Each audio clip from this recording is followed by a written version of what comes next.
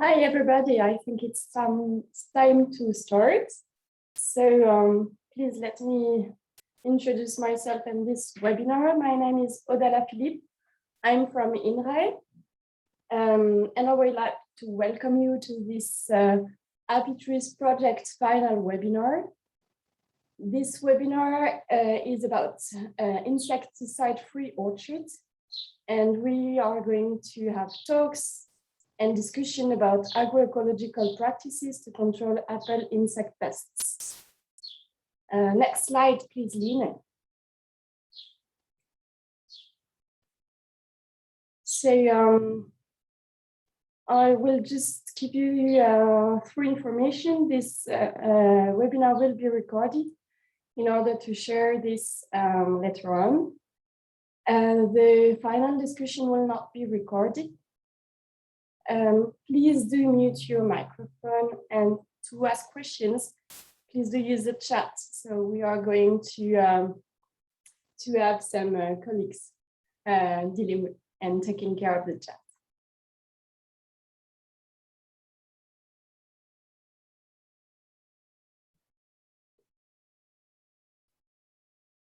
So I just give some extra minutes. I still see some people coming.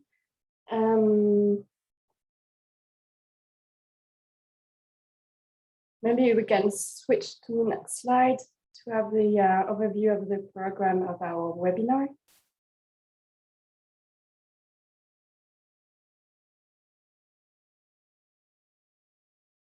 So the webinar is structured as followed. We have 4 sessions. The first 3 sessions are dedicated to agroecological practices as alternative to pesticides to control apple pests.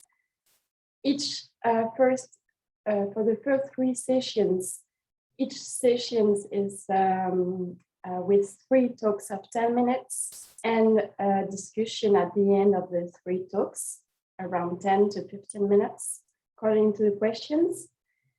The last session, the 4th one, is a general discussion on combination levers and how to combine them and to work on lever combination.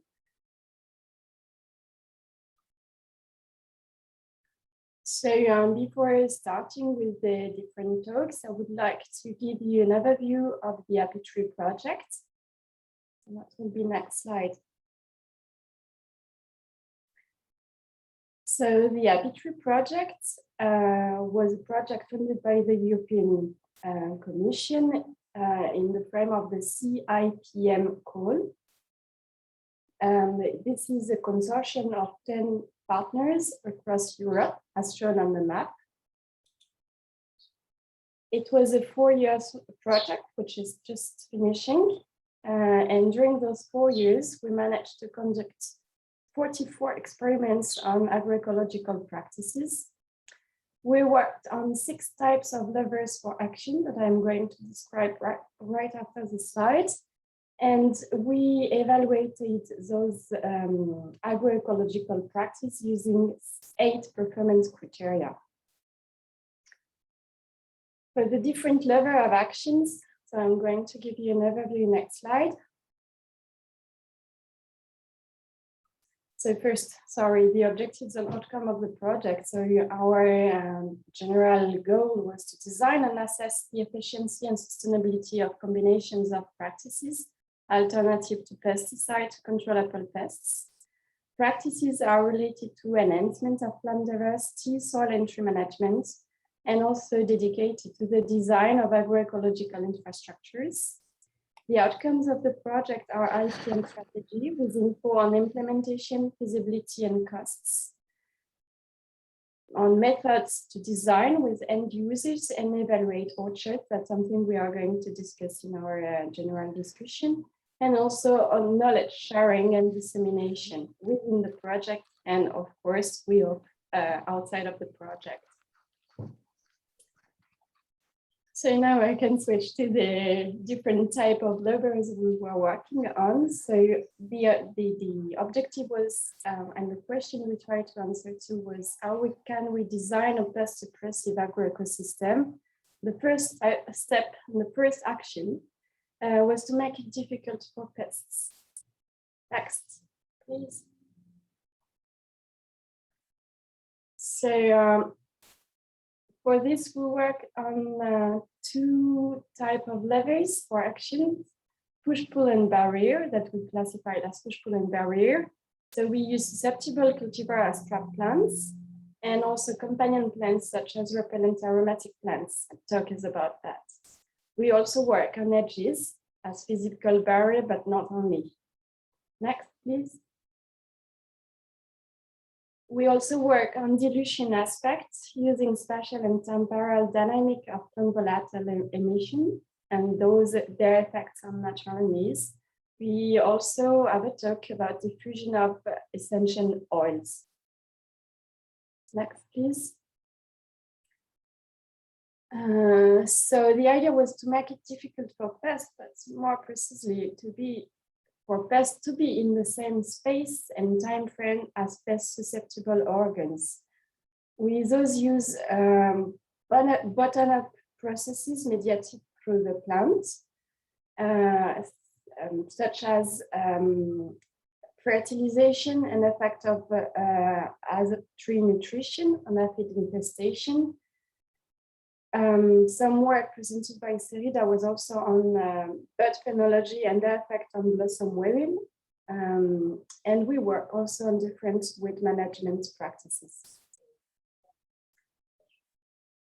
Next, the second and last aspect we worked on was to create the condition that promote pest natural enemies and also divert commensal organisms.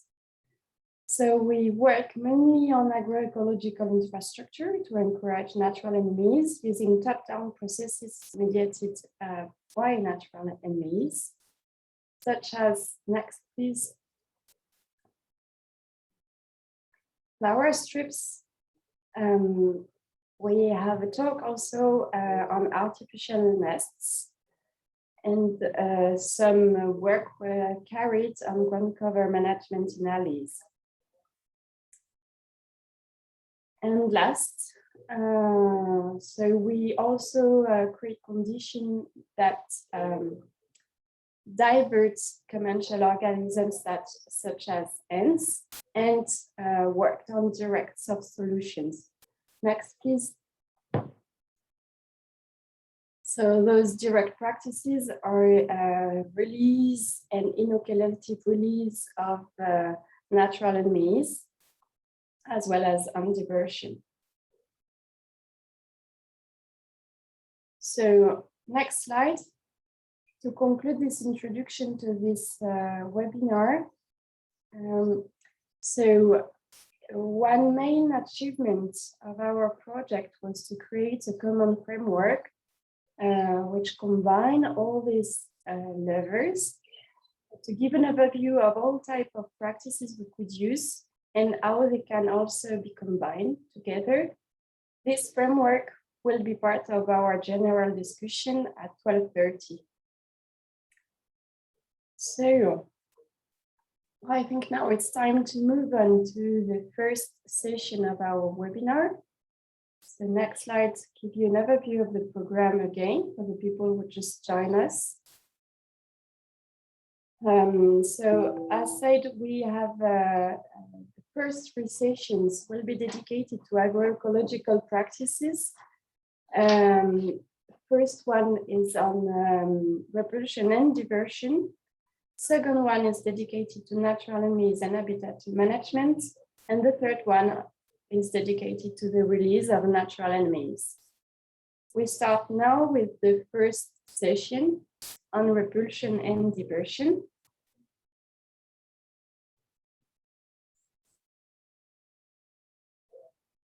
Yeah, you can switch to the...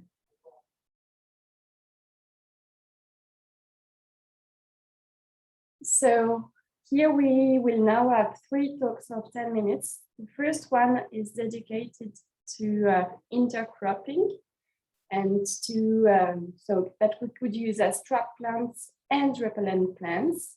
And for this first talk, I would like to welcome to the floor Sylvain Simon.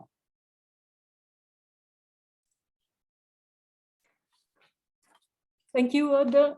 Good morning, everybody. I am Sylvaine Simon, working at INRAS, the French National Institute for Agricultural Research. And this talk is about the effects of intercropping aromatic plants with apple tree on aphid control. The work was carried out by two teams from Southeast France, at Avignon and here on the experimental station of Gauthieron near Valence. Next. In literature, effects of companion plants such as rosemary, basil, marigold have been reported on some aphids of fruit trees such as Myzus persicea, a peach aphid. Through various processes, those companion plants can affect feeding behavior, fecundity, and also escape behavior. Next, please. Our question was, what are the effects of those promising companion plants on the rosy apple aphid in orchards? The rosy apple aphid is a major pest in European orchards and maybe worldwide. And the idea, as Aude presented it, was to test in real-scale orchards those direct disruptive and repulsive effects on the rosy apple aphid. That's what we call level 1 in the project. But next, please. Of course, in an orchard, we will also have indirect effects, possible indirect effects of those companion plants through natural enemies of aphids. Next. There were two experiments that were carried out and that I will detail just after. Thank you. Next slide. The first one was in Avignon, where were tested basil and marigold with ryegrass as control. And the experimental design consisted of potted companion plants that surrounded the apple trees. You here have the experimental design that I will not detail. I directly jump to the results. Next, please. Here you have the distribution of apple shoots within infestation aphid infestation classes, sorry. The darker, the more you have aphids. As you can see on your left of the screen, you have the control, ryegrass, and then you have the companion plants. And there is a significant difference between basil and ryegrass. You have significant lower number of rosy apple aphid in colonies on apple trees surrounded by basil trees. There is a trend for marigold, but it's not significant. Next, please. At Gauthieron, the other site, we had two objectives. There was a similar one to evaluate the effect of rosemary on rosy apple aphids and natural enemies. So we wanted to maximize rosemary biomass in the orchard, but we also wanted to design a functional system. Is to say that we wanted to consider labor in the orchard and machinery. So we planted rosemary within the row, but also between the row, keeping room for machinery. To say that machinery could step over the companion plants. Next, please. Here is the experimental design, and rosemary was experimented against a control that was grass, natural grass occurring in the orchard. Next, please. About the results. First, how did the planting, how was the planting? There was mortality of rosemary within the row, most probably due to watering and light interception by apple trees compared to between rows. As you can see here, it's after 3 years after planting, we had growth of both plants, the apple and the rosemary. Of course, the apple tree had 10 years when we planted the rosemary, but there was no effect of the rosemary, no competition with apple, and rosemary growth was correct, was satisfying between rows and less important within rows. Next, please. Coming to the results. As in Avignon, we had less aphids per colony in the presence of rosemary than in the control, than in grass, depending on the dates. And if we consider natural enemies, next please. Here, larvae of Syrphidae, hoverflies, you have far more Syrphidae where you have rosmariness, where you have rosemary. The same result was also found in Avignon. I didn't present it, but natural enemies were higher at some dates. The abundance was higher at some dates than in control. Next.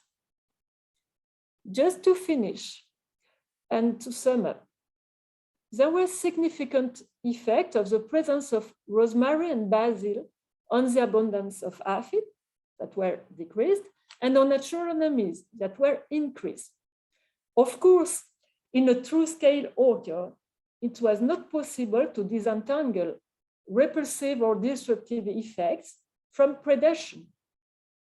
But what is interesting is that those results are consistent with previous results at laboratory, and that open perspectives for application in orchards.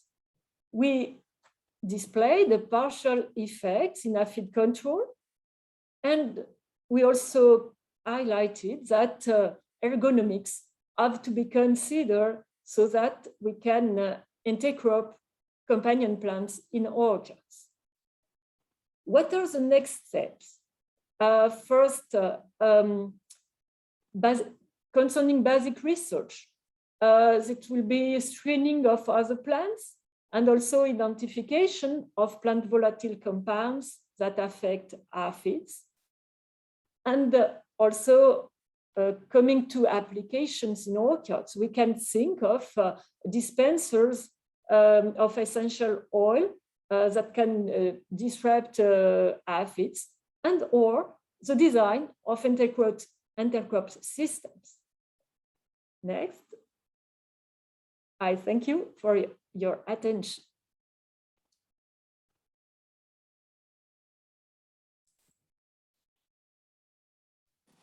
So many thanks, Sylvain. I think some other contributors of this work are present here. So we'll now, and that's your conclusion is a good introduction to the next presentation. This is about essential oils. So next, so we are still on the level number 1 on push-pull aspects. And I would like to welcome to the floor Claude-Éric Parvot from the GRAB. I don't know how you say it in English, Claude-Éric, so I'll let you introduce yourself and your talk. Yes, thank you, Aude, for your presentation. So, good morning, everyone. Can you hear me? Yes? Okay. My name is Claude-Éric Parvot. I work for the GRAB, which is a research group for organic farming. It's an experimental station dedicated to organic farming. We work on fruit, vegetable, and grape, and we are located in the southeast part of France. And I will present a study concerning the assessment of the repellent effect of essential oil and volatile compounds used to control apple sawfly. So this study was conducted with my colleague Maxime Jacot and also Marco Tassin from the Swedish University. Next, yes, thank you. So if you are lucky enough not to know the apple sawfly, probably you need to see what it is. So yeah, you can see on the slide what the apple sawfly adult looks like. And you can see that we can have scares on flower after the oviposition. And you can see here the primary damage and secondary damage that we can have because of the oviposition of apple sawfly. So it can cause many important problems, up to 80% in organic orchids especially, so sometimes more than codling moths. So it's a really an important problem in Europe and North America also. So next. So the idea here is to avoid the biocide effect of insecticide during bloom, because as you have seen before, the insect, the oviposition occurs during the blooming period. So we have tried to reduce oviposition on apple flower by the use of the repellent effect of volatiles. The starting point of this study was a study of Almeida and co-authors and their co-author, and they have shown a significant effect of Achillea millefolium, yarrow, when they are used as the flower strips, or when they are sprayed directly on the tree, on the flower, at a concentration of 4%.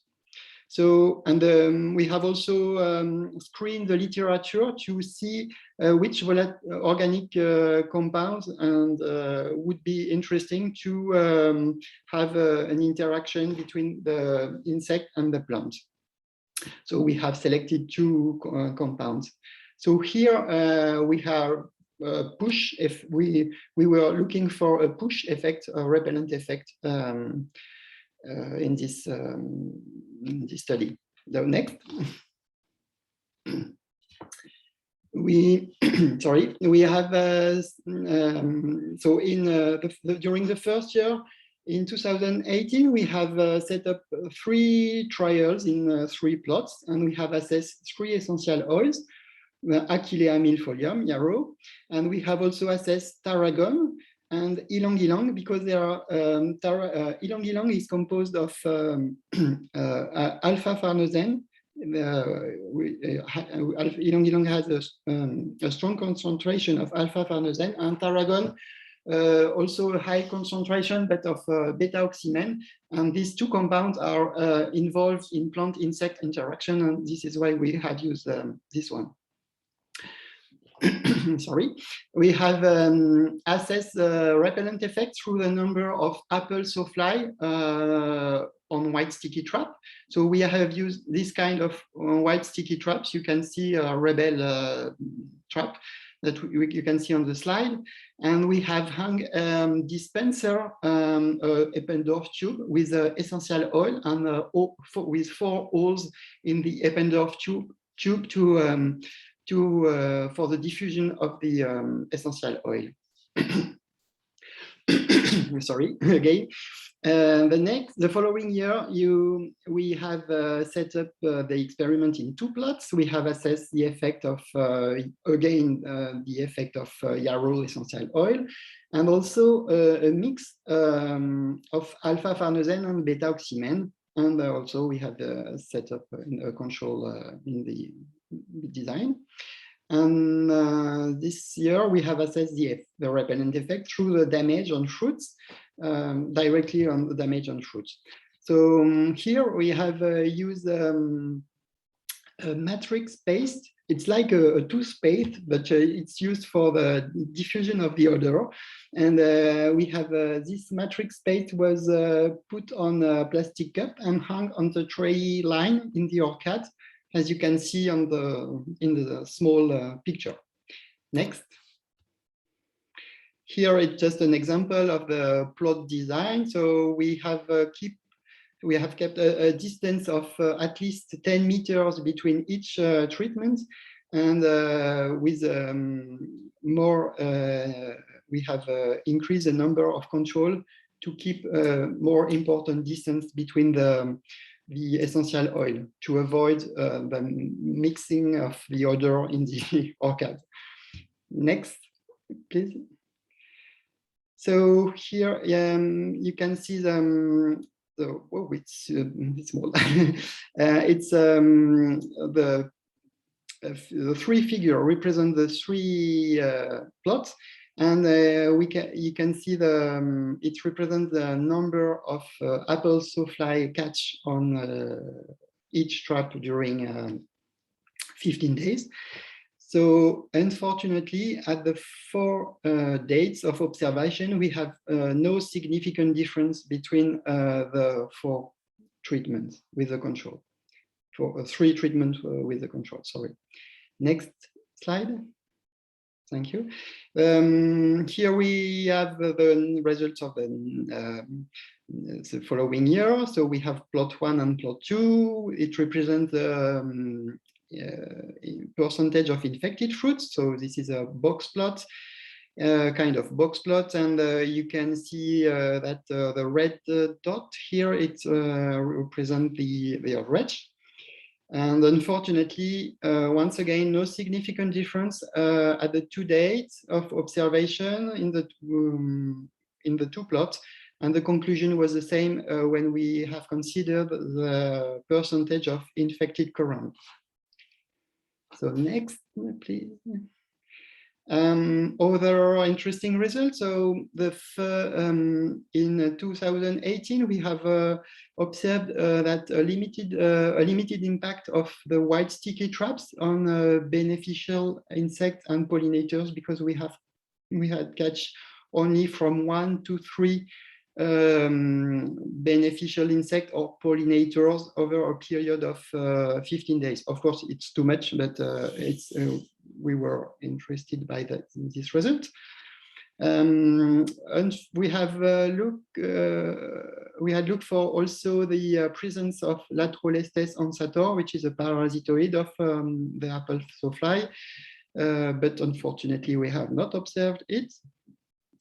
And my colleague Maxime Jacot had set up a preliminary trial concerning the efficiency of blue sticky traps, and he has shown that we have, with the use of blue sticky traps, he has captured less beneficial insects than with the white one, and it was significant for some insects, as you can see. So perhaps we need to go to set up other trials to confirm this result, but it could be interesting. Next slide, please. So as a conclusion, so no, we have unfortunately not shown the significant effect of the volatiles used in this study. So why didn't we find the conclusion of Almeida and their co-authors? So here we have not used the Achillea milfolium in the same way, because in their study they have used the yarrow in flower strips, and they have sprayed directly the essential oil on the flower. In our experiment, we have tried to reproduce the same conclusion, but when we use the Achillea milfolium has the volatiles. So here we have not reproduced their findings. An important point is that also we have to mention that assessing repellent effect on field raises many questions, many methodological questions, sorry. The type of dispenser, the efficacy of the diffusion in time and in space, and also the behavior of apple sawfly concerning volatiles, because we have not so many information concerning this. So so we have to make many hypotheses when we set up the design of the trial, and of course it's sometimes difficult to be sure that everything is done perfectly, I would say. So the next step is perhaps just before, yes, so it's not possible for the moment to breed apple sawfly, to have apple sawfly in lab. So it would be an important step to make more lab trial possible. And also, if we have more data and knowledge concerning the interaction between the plant, this pest and the plant, it would be also interesting to set up more precise or more precise trials. So thank you for your attention, and see you. Many thanks, Claude-Eric, for your speak. Now we move to the last talk of this first session. We are going to speak about lever type number 5, diversion of commensal organisms, with a focus on ant diversion, which could support biocontrol of aphids. And for this speak, I would like to welcome to the floor Theon Decker from the Swedish University of Agricultural Sciences. Thank you very much, Autumn. Very nice to see all these presentations, I must say. I mean, we don't get much of a chance with all our busy lives to actually conclude and see the overview of what we all have done in all these years. This work has been done by many people that I'm going to present now. Marco is here as well, Marco Tassin. And I followed up after he left SOU. So I'm going to present stuff that is done by several people. Please, next slide. So, of course, control of the rosy apple aphid has been already mentioned. It's a really big issue, particularly in the post-nicotinoid era. Of course, we don't want to spray insecticide, but the nicotinoids have a very good effect, particularly on aphids. And so we need to find alternatives that farmers can use. And oftentimes what people think of as the ecological intensification flower strips. And besides that, it's beautiful, of course, in the orchard. What does that actually render in ecosystem services is a question. The idea there is that if you increase flower strips, you increase complexity in the orchard, you increase biodiversity, you increase the number of natural enemies, and you increase ecosystem services. That's the thought. Please, next slide. And it works in annual systems. That has been shown many times. But in perennial systems, such as apple, it's not always that clear. And oftentimes there is no real good effect measurable, at least not to a level that the farmer can use it. So we wonder whether we actually don't have a good grasp on the whole system. And one of the things in apple trees is the presence of commensals. Apple trees or any perennial has a low disturbance of soils, and that gives the opportunities to ants to create nests. And actually, we know, if we start the left video, we know that ants love. There's a little video on the left. If it's possible to click, will be great. Yeah. Well, okay. Now you have to click on the video. Sorry about that. If you go back. Toyn, we are looking at a PDF, so it's not going PDF. to work. Okay. Yeah. Never mind. Okay, I can as well narrate it. It's not a problem. So we know that ants love aphids. They tend to aphids, but they not only tend to aphids, they also protect them. And that would have been the right video where an ant is actually chasing away a ladybird beetle. Next slide, please. So in the perennial systems, we have lots of aphids. And why are the aphids over ants? And why do the ants like the aphids? Because of the sugary honeydew that they produce, and ants have a sweet tooth. So they're like cows to ants, the aphids are. So what can we do to prevent the ants from tending the aphids and protecting those aphids? So we thought maybe we can divert them by providing an alternative source, sugar and amino acids. On the right-hand side, there's a tube, and you see a couple of ants in this tube, and they imbibe on the sugary solution. And if you put them at the base of a tree, you sometimes get like tens of ants feeding on that. And that, on the bottom side, it breaks the relationship between ants and aphids. At least that's the thought.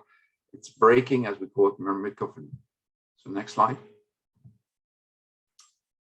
So we scored whether breaking myrmecophily would affect the multitrophic interaction. So what we scored is on the left side, the number of tending ants on these colonies of rosy apple aphids and green apple aphids, the number of aphids, in these colonies that we have, and the number of colonies, and the number of resident predators. And I should explain here, resident predators are the ones that are oftentimes in or very close to the colonies.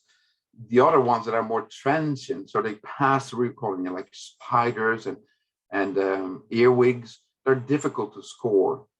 But these are more easy to score. So the effect of breaking mammicophily is most easily scored with resident predators.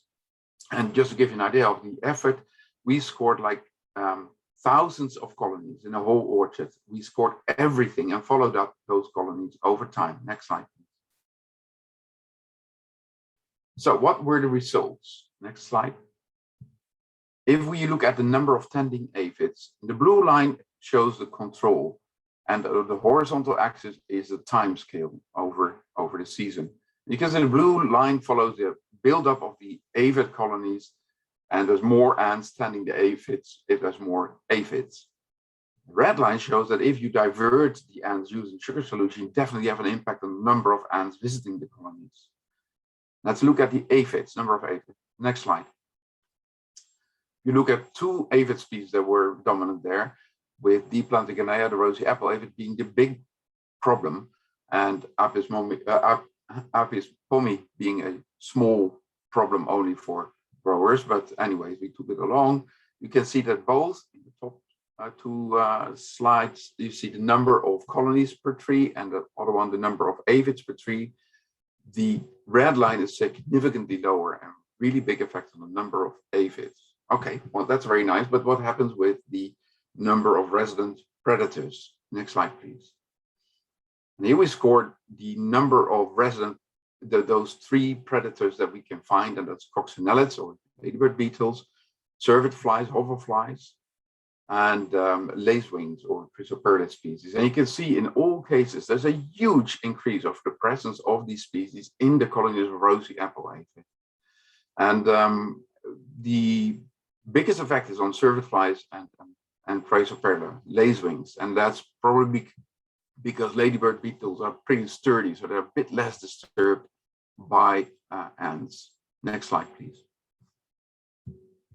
So in conclusion, sweet baits that we use is a very simple way of putting it at the base of the tree, and a very sustainable way, has no negative effects on the ants themselves, which have many ecosystem services themselves. So we don't want to remove them from the equation, but divert them simply. So it's a very sustainable method to control the rosy apple aphid and even the green apple aphid as an added benefit, if you may. It's important to realize that from our results, at least in Sweden, is that the ants block biocontrol of aphids. And this particularly holds true in undisturbed soils. And if you look throughout the literature, this is a recurring issue, that in undisturbed soils, even when you have little plowing, ants start to become a bigger problem, and aphids accordingly. And even when you have ecological intensification by itself, even though that may have an effect, the presence of ants really disturb the effect that you otherwise will have on aphid colonies. And then, so as a conclusion, what you really need to do is to unlock the potential biocontrol potential that is there by diverting ants away from tending aphids. And it can be done by easily by a sugary solution with amino acids. And I want to say here that even though flower strips are very important in many ways, we also found the same effect without flower strips in an IPM orchard. Next slide, please. So this is the graph that comes back in our practice leaflet, and you can read up on all the benefits. There's really no downside to it, except maybe time, and we have to work on that, and also the formulation. And you can read up on that yourself, but let's just formulate this in a bit succinct way in the next slide, please. What we now need to do is find a way to release the sweet bait in a good way that farmers can apply it, because of course you can't have a tube there at the base of each tree. So, but we found something, and something that really over long time releases the sugar. So I think we have something that we can test next season and can actually be used by farmers.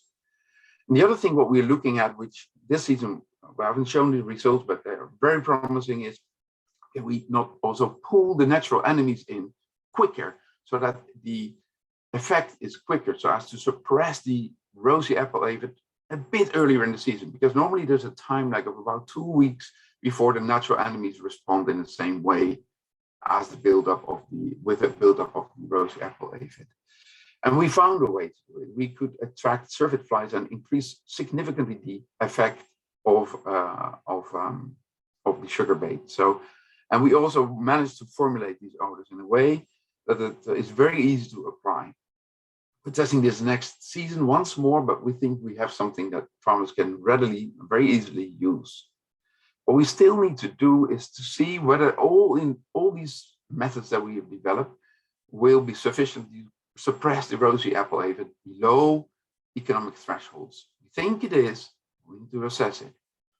Now we also need to verify. We started out just before COVID to assess if this also worked, for example, in France. We think it will, but because of COVID, we couldn't quite test it. So that's something that still needs to be done. And we also need to test this in other crops like cherry or any other where there are aphid problems.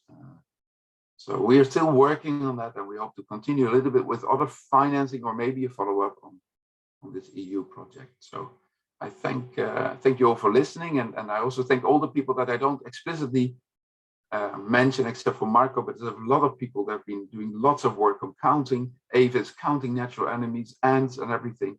So that's a massive amount of work, and I would like to thank them as well.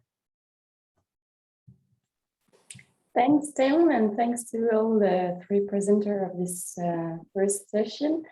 I will let now the floor to Stine. Stine, you have plenty of questions in the chat, so let me know if you need some help to report them. All right, thank you. I will be trying to moderate the chat here. There's really a lot of questions, so that's really nice. And for all of the speakers, I think we should just start from the beginning, and then we can see how many we can get through. There are a couple of questions for you, Sylvain. So Ingeborg Klingen is asking, was there an effect on yield measured in these studies? Yes, we measured yield, except in 2019 because of hail. There was no difference in yield, in apple yield. And we also measured fruit quality, and there was less aphid damage with rosemary. And I would say that the competition is more for the rosemary than for apple in the mixed system. All right. And also for you, Sylvain, from Sylvia Blumel. So it's a two-part question. So based on which information did you fix the distances of these different plots to avoid interactions between the different test plants? And secondly, did you consider different climatic conditions which might influence the availability of these volatiles? Yeah, from laboratory trials, it's known that effects through plant volatiles are very close distance effects. So we had 10 meters between the plots in the orchard in our station. And well, it was, of course, a trade-off between the size of the orchard and the subject we studied, but it's generally repulsive effects or disruptive effects at very close distance effects. So we had 10 meters. We consider that it's far enough. Maybe Hélène, you can complete if you're there, because you are from the team in Avignon. Yeah. Well, in fact, yes, we measure in under more or less controlled condition in greenhouses that when you got a distance more than 5 meters from the companion plant, the effect on aphid was null. There was no more effect. But this really depend on the density of plant for sure, and the volatiles that can be emitted could be different.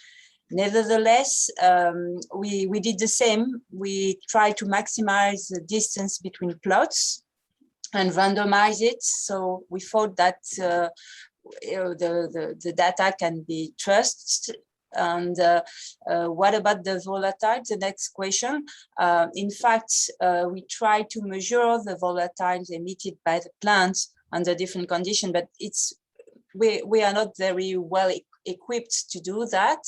And for sure, we know that depending on temperature, we made all other experiments in control condition, and there is a nice correlation between the quantity of volatile emitted and also the composition of volatiles emitted and the temperature, for example. And there are also interaction with humidity.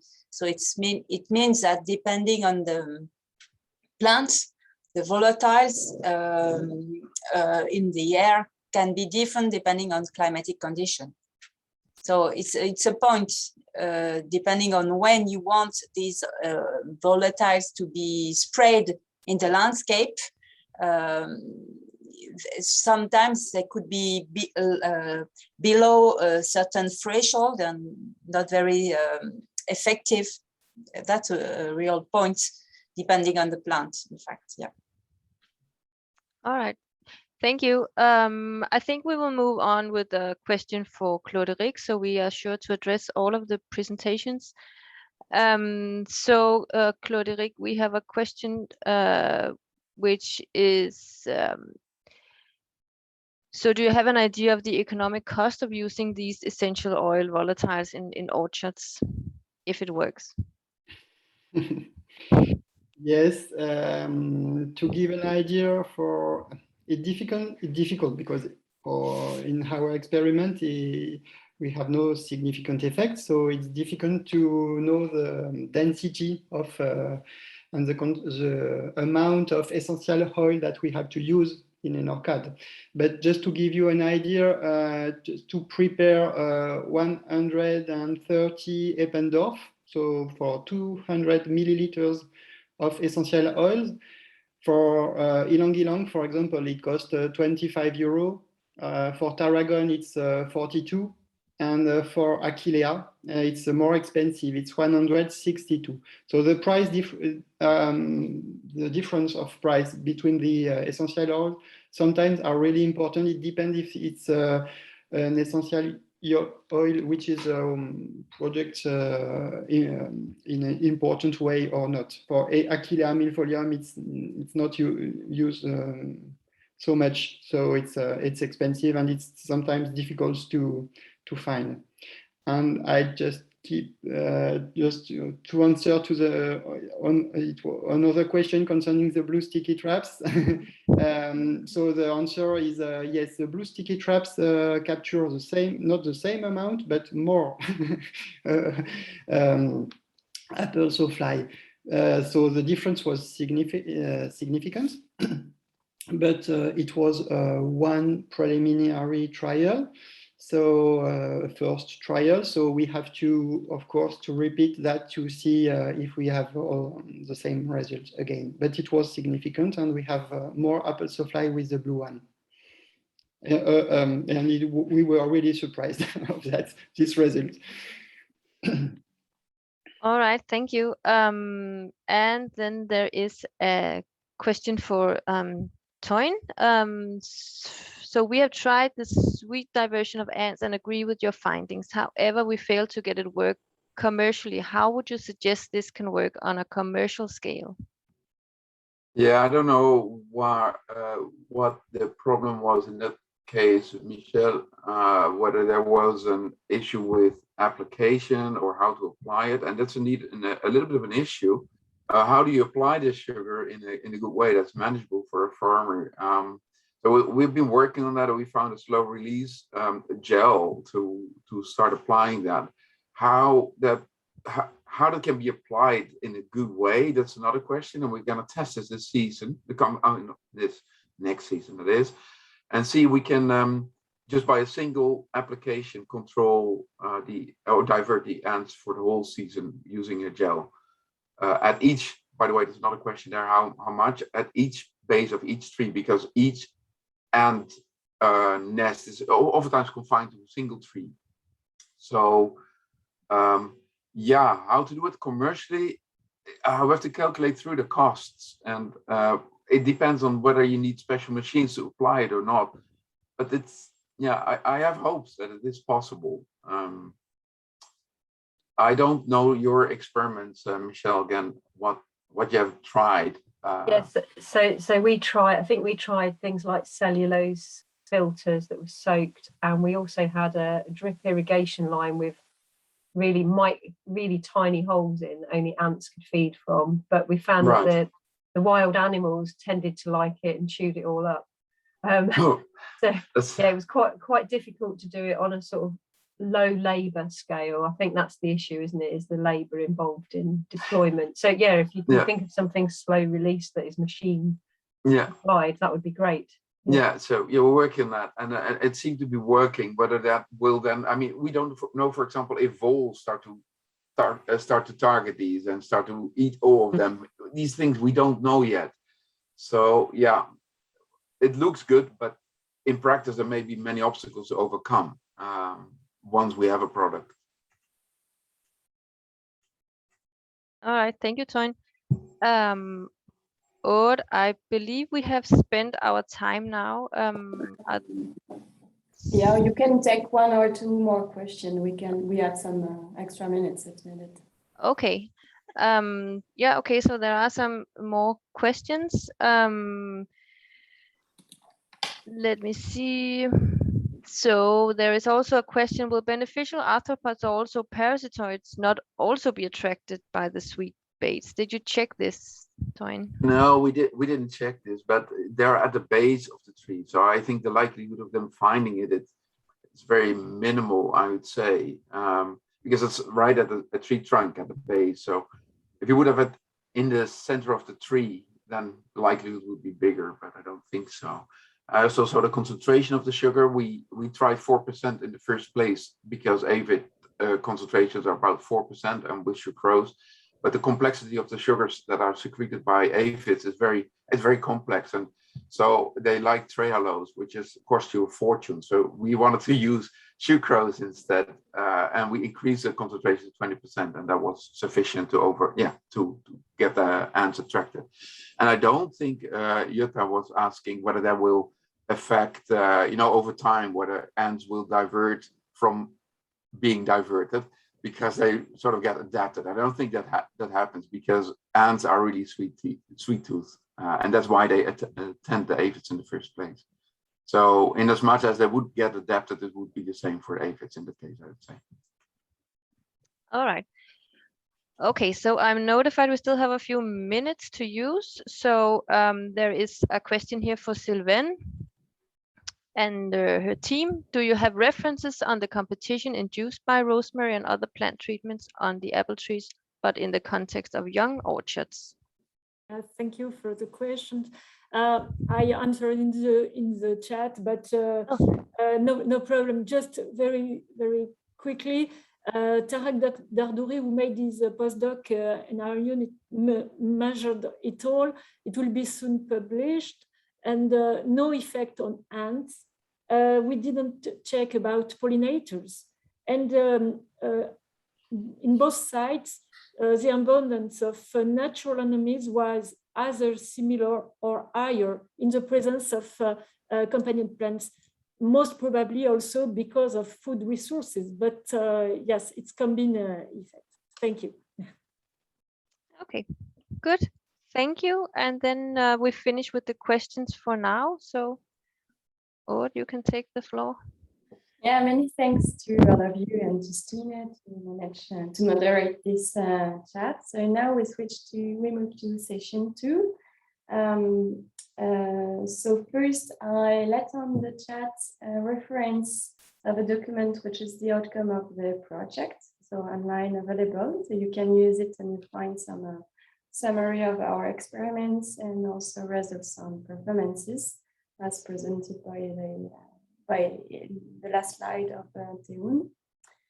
And then another information, after this session 2, will at around 11:30, we will take something like a 10 minutes break. So now, session 2, we are going to focus with 3 talks on natural enemies and habitat management.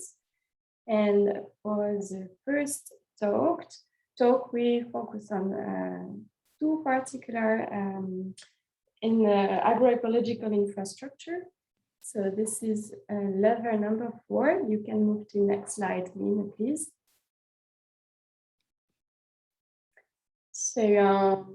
So level 4 is about top-down processes mediated by natural enemies. And with the first talk, and for this I will welcome again on the floor Stine from Copenhagen to present this talk. Yes, thank you, Aude. It's me again. So we have done this study that we call hedgerows and flower strips differentially support predator abundance and predation in organic apple orchards. And this is a collaboration between the University of Copenhagen and INRA with Pierre Frank also collaborating here. Okay, you can change, Lena. So this study is about the effect of these semi-natural habitats on the predation of the rosy apple aphid. So this is our target pest. And this is a study that is, as Aude said, connected to these top-down processes, which we call level 4. And in this case, we look at the flower strips and the hedgerows and see if they have like a beneficial effect.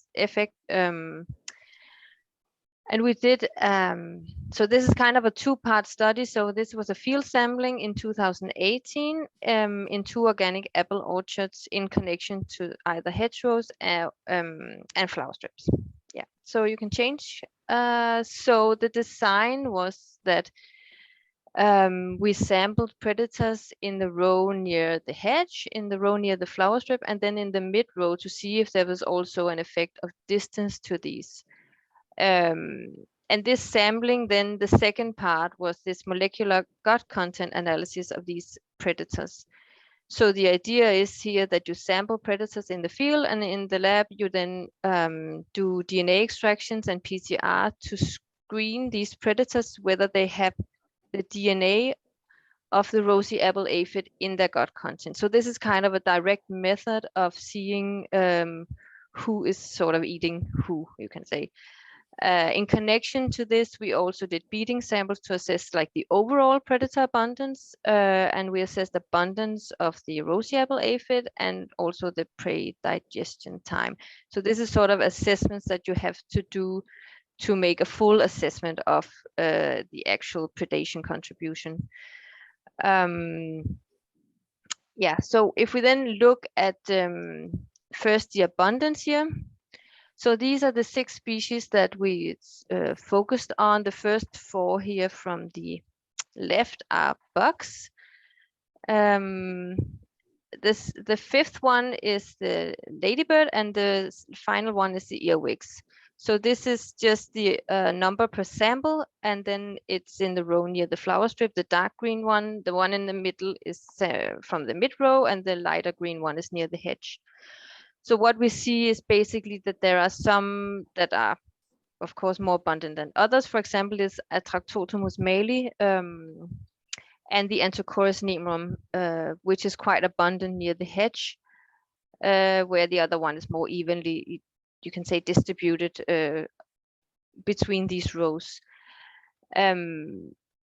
And then there are some that are less abundant. And the interesting part is here, so we have an idea, for example, that the Antichorus is a predator of the rosy apple aphid, but a species like Agroecological male, before we started, actually have little idea how the predation contribution of the rosy apple aphid was in this case.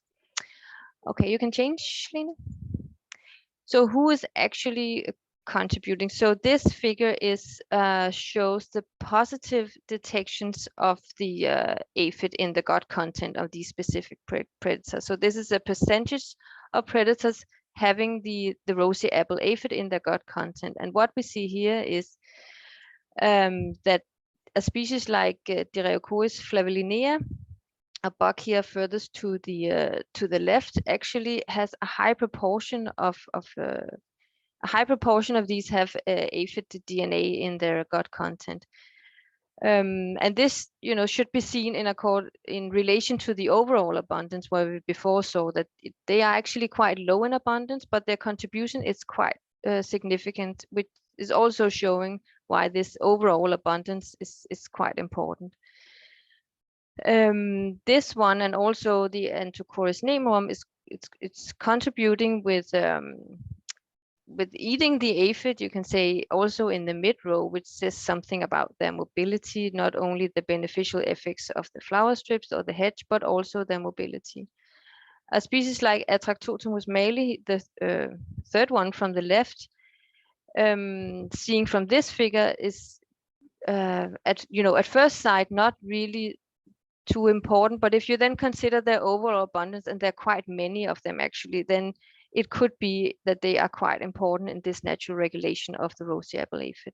And this is especially near the flower strip, where this is active in regards to this aphids, and the same for the Hemaceus actually, and the earwigs, where it's sort of the opposite case for the ladybird. And you can change. And if we then look at the season, so this is again the positive detections of aphid DNA in the gut content of the predators, again near the flower strip, mid-row, and near the hedge. But this is then the 3 time points where we did the sampling. And we see here that at pre-flowering the contribution is less, where it already at post-flowering actually is quite high, and especially near the flower strip. So there is above 35% actually of the predators sampled that had the DNA of the rosy apple aphid in their gut content.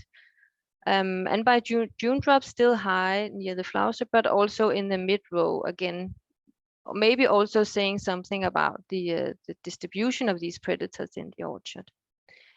In connection to this, I should also say that at the aphid abundance, which I'm not showing here, but there was a significant difference in the abundance from pre-flowering and to the next 2 times, but there was not between the different rows. So that was sort of, overall evenly distributed. And next slide.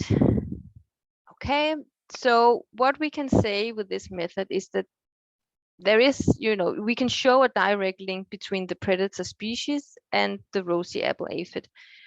We can also see that different species benefit differently from flower strips and hedgerows. So if we looked at the overall abundance, some was quite, and they were also abundant in the hedgerow, and they were more abundant in the apple rows next to this, and in the other case, it's other species that usually benefit from the flower strips. And it's also 2 types of different vegetation, which is, I think, it's not a one size fits all, but it's important to consider, okay, which predators would I like to promote in my orchard? And you actually have options to consider this in regards to the vegetation.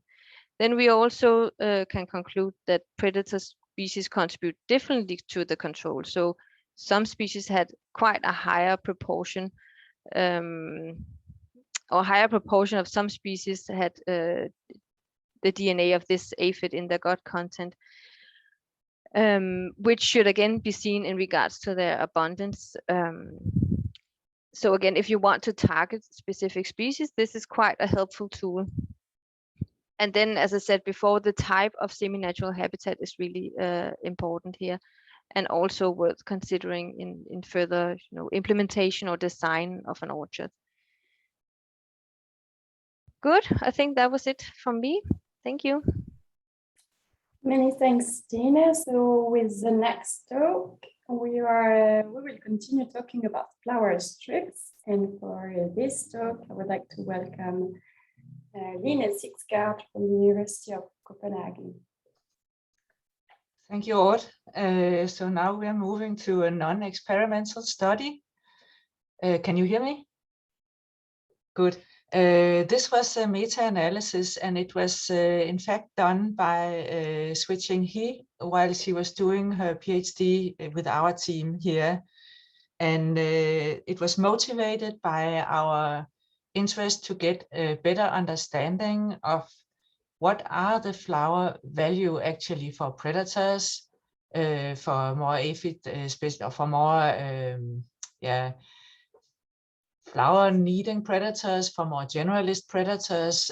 Could we find some data that could help us in future to make better selection of flowers where we target the pests, the predators that we wish to control? So now we are looking at the level 4, top-down processes delivered by these naturally occurring natural enemies through provision of food resources. And we know of benefits of flower strips to conserve predators in orchards, but results between studies vary. And a better knowledge of the dietary value of flowering plants to predators can guide use of flower mixes for pest management. The study I will tell you about is meta-analysis and a systematic review. And I'll also share with you an experimental study done by a bachelor student at that time, and Sweting and myself, on the dietary value of flowers for ladybird, Diadalia bipunctata. So a meta-analysis was done on how long can different predators live on a floral diet. The first literature search Sweting did, she found many records, but you have in meta-analysis to have a criteria to be able to compare results. And here we said all should include a starvation control of a water diet only.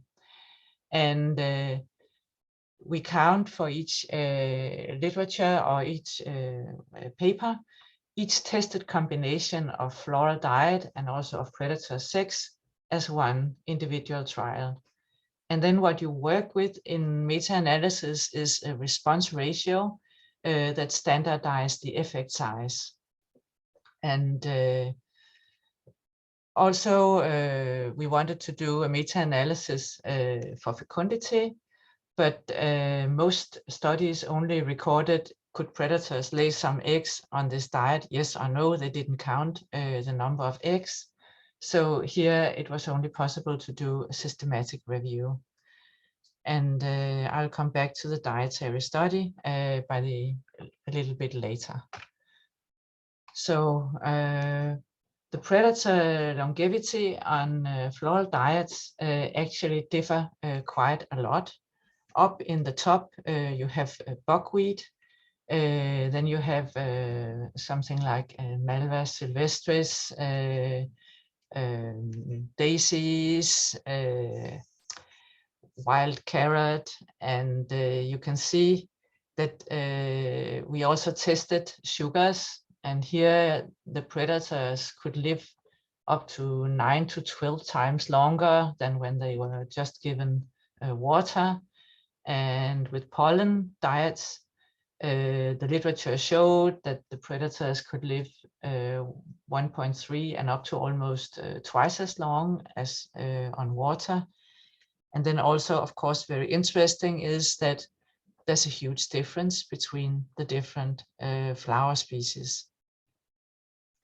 And the overall effect was that with any of these flowers, this is just a comparison of floral diets, a predator lived twice as long as without, and this was more pronounced for females who have they have a bigger dietary need because they're producing eggs, and then it was a bit below for males that could live 1.7 times longer on average on these different floral diets. We think one reason why the sugars was so high, even above our best candidate here, is that sugars in these trials were provided ad libitum and very easy to get to, while when I just have to turn on a micro mute. Konstantinos, could you mute? Okay, thank you. While when a predator feeds in a flower, it has to put some effort. It has to get its head into the flower and reach down to get to the nectar in many cases. Also, I forgot to say here, the number in parentheses indicate how many trials were for different species. So you can see on average, it's not so many. Buckwheat, 9. And down here you have wild carrot, 11. These are the 2 highest ones in this case. Then looking to the predators, these results also differ a lot. If you look at the predator species, you can again see how many trials are behind the results you get. Here's the 2-spotted ladybird. There were 20 trials, and here the surfeit, Ephisurfus balteatus, 98 trials is the absolute most tested one. There are different mites also tested, and there's another ladybird down here. And I have written a few places out here what this LNRR actually equals. And you can see for this Chrysoperla floribunda up here, it equals that this predator on those diets that were tested, it lived 5.1 times longer than on a water control. And you can also see a very big error bar. And when you get and then you have Ephisurfus, it's down here, so around 3 times longer on these diets. And then when you get below around here, the results are not significant. But the overall effect is, and it shows across all floral diets, also pollen and nectars, that predators live 2.8 times longer on a floral diet. So, as I said, most studies that we found only reported if you see some oviposition, yes or no, not the number of eggs. And actually, there were only significant results for anthracorates and phytosaid mites. Chrysoperla was actually the most studied with regards to oviposition. And it oviposited in 42% of the trials where it was provided with flowers, and in 71% of the trials where it had a super solution diet. Species like Adalia bipunctata, the 2-spotted ladybird, and the myrid Citorinus lividipennis did not oviposit at all on pure floral diet.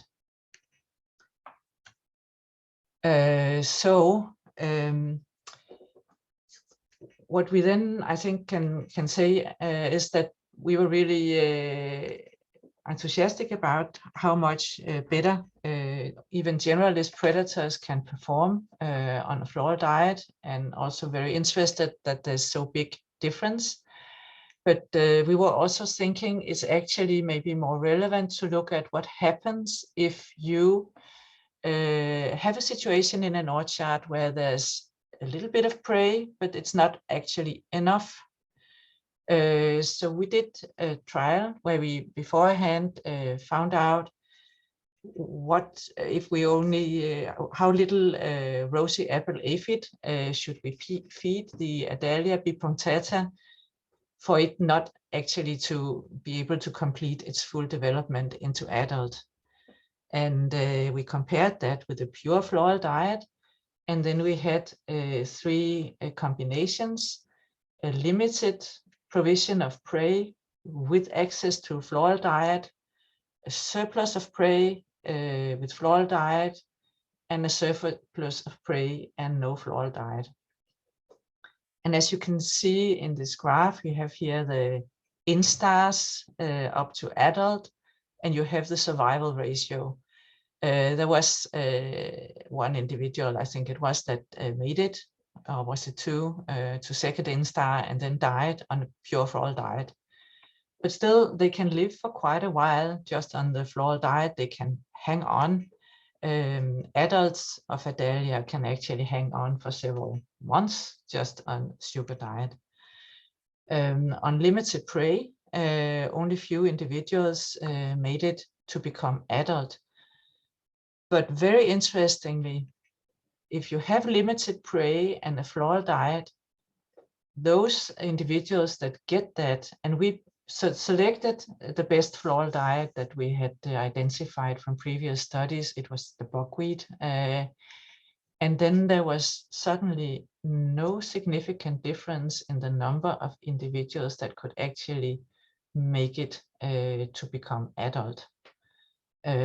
So this access to flowers is not only helping generalist predators to hang on to survive when there's a lack of prey, but they are also can be a role as a complementary diet. And of course, you know, for certain predators like syrphids, green lacewing, the adults, they really need the floral diet also. So in conclusion, pure floral diets, they improve predator longevity and can provide some fecundity. The response is species dependent, and the knowledge can be used in selecting flower mixes for pest management. Some of the criteria to select the flowers is that predators should be able to access them. They need to have a short corolla, and the flowering time should fit with the predator life. It's important also what is the amount and the quality of pollen and nectar. There are not so many studies, but the studies we have, we can look at. Like for instance, buckwheat, it has a high amount of nectar. Others have a lot of pollen. How can we select for these? And of course, a flower mix to flower throughout the season. And as an illustration, the experimental study, we see that yes, on a pure floral diet, flowers can sustain predators for a period in absence of prey, and they can actually really improve predator fitness when prey is scarce. And last, I give two references from this study. So thank you. Thank you, Line. We will move to the last talk of this session, Natural Enemies. For this, I would like to welcome Marcos Mignaro from Cerida. He is going to speak about birds. Hello, good morning. I am Marcos Mignaro. I work at Cerida, a research center in Asturias, in the north of Spain. I'm going to present you an experiment I conducted with my colleague Daniel Garcia from the University of Oviedo to assess the role of provisioning nest boxes for insectivorous birds on the biological control of insect pests in cider apple orchards. Next, please. The experiment was not focused to any particular apple pest, but to apple insect pests in general. We have three objectives. First, to assess if insectivorous birds occupy nest boxes. Second, to assess if pest predation increases in orchards with occupied nest boxes. And third, to compare if different occupying bird species play the same role as predators of apple pests. Next, please. Over 3 years, we worked in 24 apple orchards that were divided into 2 experimental groups, an Xbox group in which 10 nest boxes were installed, and a control group without nest boxes. Each nest box occupied by breeding birds was considered a sampling station. Each sampling station had in turn 3 sampling points that were single trees at 5, 15, and 50 meters from the nest box. We assessed insectivory on those sampling trees.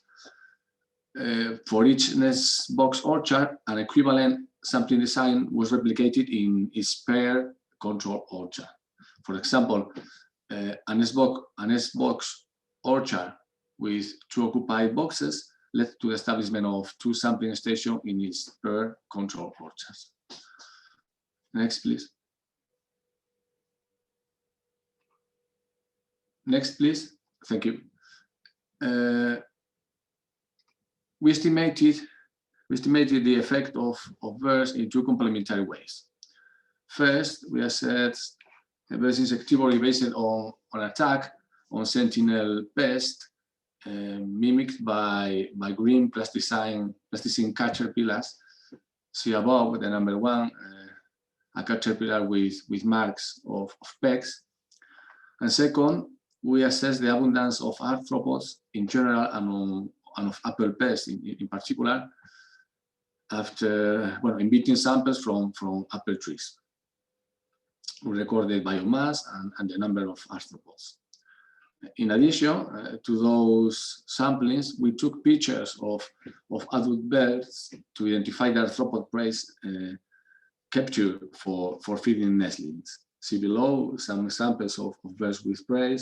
From left to right, Rosia aphid, caterpillar, green weevils, spider, earwig, beetle, or woolly apple aphid. Next.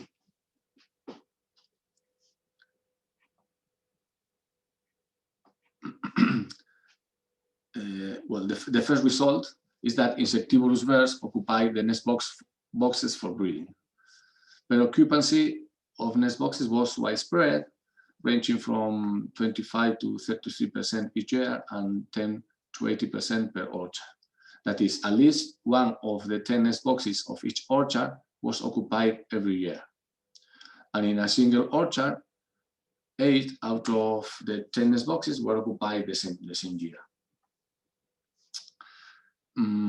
Gray teeth in green was the dominant species, followed by blue teeth in blue and occasionally by common red start in red. So the first required step for control pest was reached. Insectivorous birds used for breeding nest boxes placed in apple crops. Now, do farmers benefit from that? We'll see. Next, please. We show here bird insectivory based on attack on the plasticine caterpillars in orchards with nest boxes in green and in the control orchards in yellow. We can see that insectivory, that is bird attack on the caterpillars, was in both years higher, around 40% in orchards with nest boxes. Interestingly, we detected no effect of distance on the proportion of caterpillar mothers attacked, indicating that insectivory was maintained up to at least 50 meters from the nest box. On the right, we can also see that the attack on caterpillars was higher around nest boxes occupied by gray teeth than around boxes occupied by blue teeth. Next. Here we show the biomass of the total arthropods collected after beating branches in apple trees around nest boxes. Again, in green, the nest box orchards, and in yellow, the control ones. We can see a reduction of arthropods biomass around 50% in orchards with nest boxes regarding control orchards. And again, such reduction that we can assign to the effects of breeding birds was maintained at 50 meters from the nest box. In this case, arthropod biomass was lower, around 60%, on trees around blue teeth nest boxes compared to those of gray teeth. Next. Regarding the occurrence of apple pest, we represent in this figure the percentage of trees in which at least one apple pest was detected by beating the branches. Sorry. We can see that the proportion of of apple trees attacked by pests was reduced by 30% in orchards with nest boxes. So we show that birds occupying nest boxes have an effect not only on apple tree dwelling arthropods in general, but also on apple pests. Next.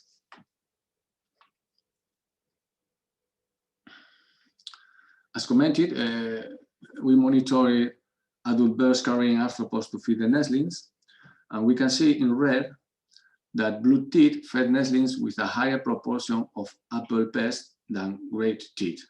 In fact, only one apple pest, a blossom weevil larva, was observed in the case of the gray teeth. Whereas in the case of blue teeth, a quarter of prey were apple pests. In green, both bird species fed nestlings with other herbivores, which we could not identify as apple pests.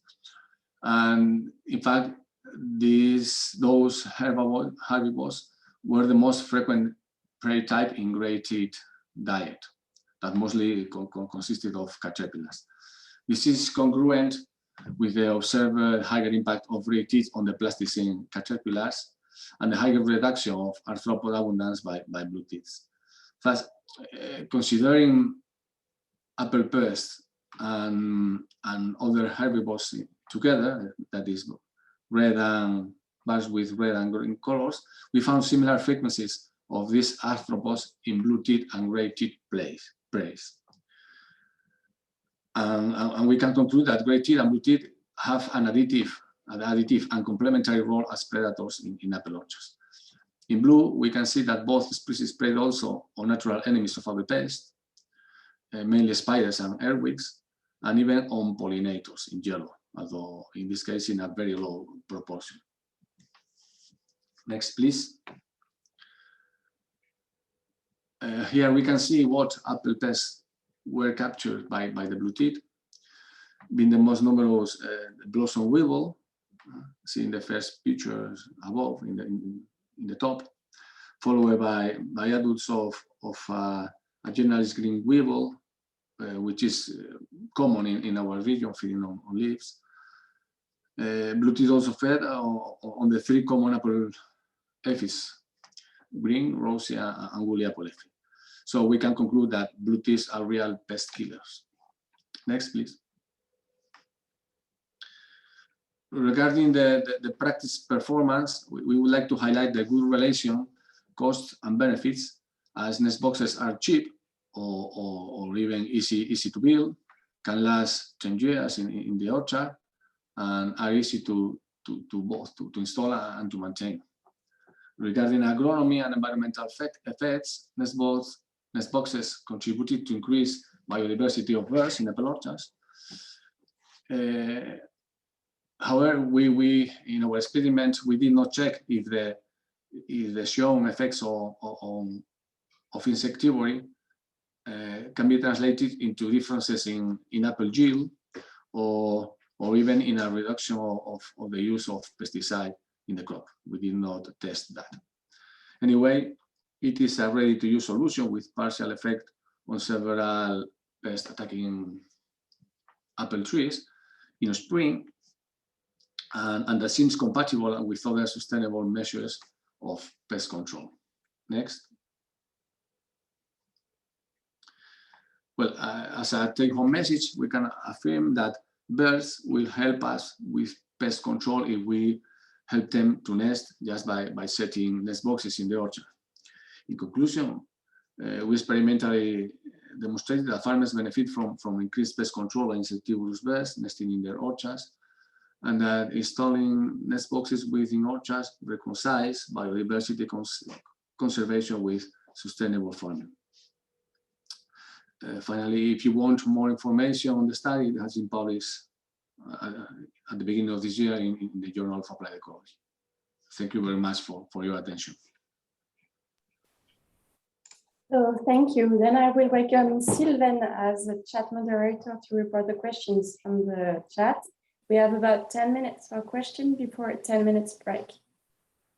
Yes, thank you, Ab. So after the session about in the session of conservation by control, we are back to you, Stina, with methodological questions. The first one by Johannes is about the genetic analysis you used. Was it metabarcoding or other? Yeah, so what we did was, because we were only looking for one pest species, we did a PCR just to look for that you can say DNA sequence. So yeah. Yeah, and then the question about the experimental design by Anne.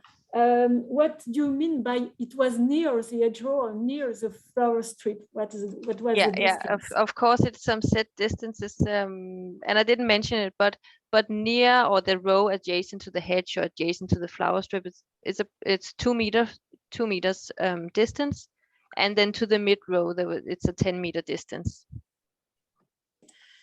And the last question about flower strips by Martin is what was the composition of flower strips? Do you consider it's important, and in which way?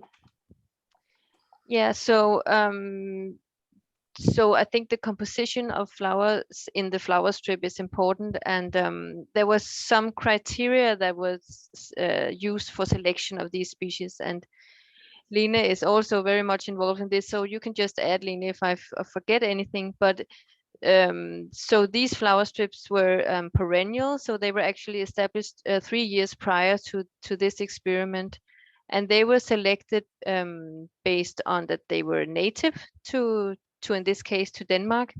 They were selected based on flowering time, so they had, because natural enemies, they benefit from pollen and nectar from these flowers. So if you can have a composition of species that flower during a longer time, like for example, if they have different flowering times, then you sort of optimize your time with flowering.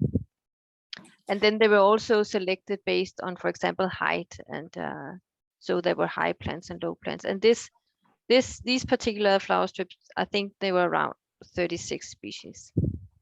Yeah. And about the hedge, was it the same, or was it a natural? So the hedges were already present, and you can say there was a mix of trees, and then, you know, whatever spontaneous herbal vegetation was there, and that was typically grasses and stinging nettle and cow's parsley, and those that you typically see, at least here. Thank you, Lestine. So we turn to you, Len, with a question from Pierre about floral diversity. Could you analyze the effect of floral diversity on predator fitness? That is a really good suggestion, you can say, for a next step study, because I think, like we know from insect prey, that predators benefit from a mixed diet in many cases. And as we could see just in the little study I told you about in the end, that if you can complement a prey diet with a floral diet, you can survive on lack of prey. So for sure, a floral diverse flower strip like the ones we are actually testing in the field, that is a different situation from a pure one species flower strip. But the trials that we could use in the meta-analysis, then we have it one flower by one flower, and you can say it could be that two not too good performing flowers together could give something really nice. That's a next step. Thank you. Another question by Michel is about the concern that floral margin as additional food could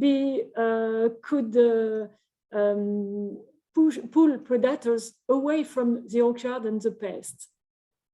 Do you consider it's a problem, and what could be done?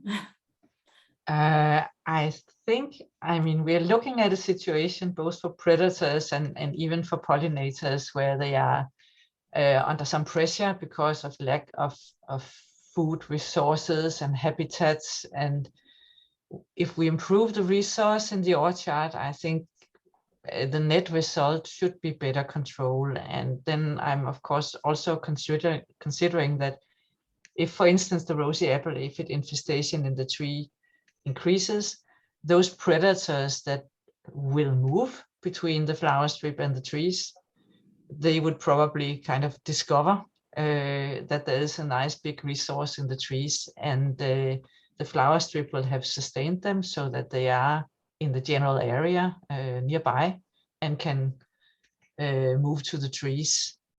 So yeah, it's something that we always talk to growers about, as you say, Michelle. Yeah, I think the following question by Amar was similar. It was about the distribution and the size also of the semi-natural habitat to favor pest predation. If you have an additional comment on it, Lena? Yeah, it's something that I think is really important, the size of the resource, so to say, but it was not a part of the meta-analysis. I mean, we had, before the study that Stine presented, we had another project called Eco Orchard, where we were much inspired by our colleagues in Fibel about these flower strips. And we have also, in that project, we put actually flower strips between every single row of trees to have a big resource. And we were actually able to show that pests were really reduced and that damage was reduced in this cross-European study. And I think that clear result was because the resource was really big enough. Okay, now it's up to you, Marcos. You show that there is no effect of the distance within the orchard. So the big question is, where do you put your nest box? Around, inside the orchard? What's your opinion?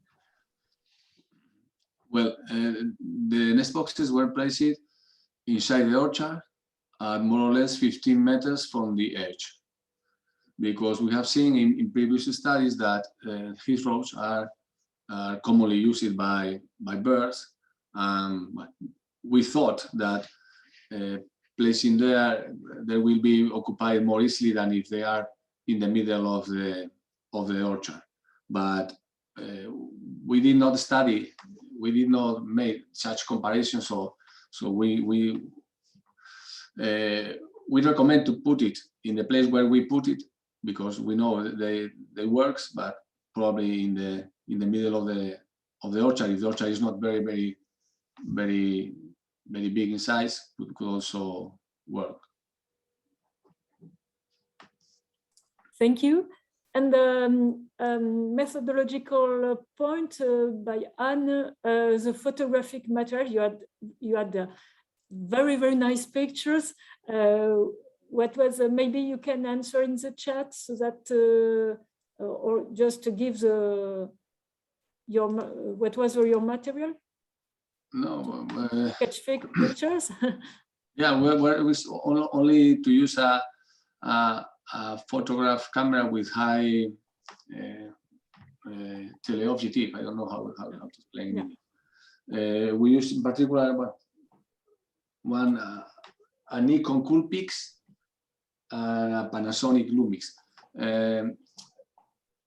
Birds, which when they are breeding, in particular blue teeth, are very confident, and you can put, well, start slowly, but you can be placed at 10 meters from the nest box, and they continue feeding chicks. So it's not easy to, if you have patience and good light, if you have very big canopies, there's not much light, and maybe you take pictures, but later you can identify the prey, which was the problem. we identified more or less 70% of the prey we photographed. Yeah. And about prey, there is a question by Francois. What about moths? You didn't see moths or very little? Moths, adult moths, no, just a couple. We detected a lot of green caterpillars, which we could not identify as apple pests, but probably some of them were apple pests. But adult moths, no, just a couple. Okay. Another question about the risk to have birds in the orchards, about fruit damage. Yeah. Did you measure? Well, the birds which bred in nest boxes, blue-teeth and gray-teeth, to my knowledge, they do not feed on apples, to my knowledge, or normally they don't feed on. We didn't assess that, but in general, in our region, we use cider. We have cider apple orchards in which aesthetical damage is not very important, but in general, they do not peck apples in our region. So yeah. I think it's not important, at least in our case. Okay, I think we have time for the last question. It's how many boxes did you place related to the surface? So it's a question by Leah. And do you have different boxes and in your trial? Okay. Well, we used 10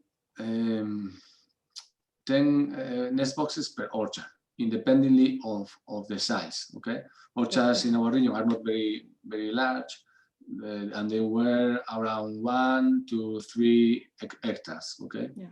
And we put the nest boxes in the edge, close to the edge, and more or less separated 20 meters. Okay, so I can, let's say 10, more or less 10 boxes per hectare, or more or less. Okay. Regarding the size, they were the typical good nest boxes with the same size. The only difference were the hole size. That depending on the type of box, they were 2.6 to 3.2 centimeters. Okay. Thank you to all the speakers. Back to you, Aude.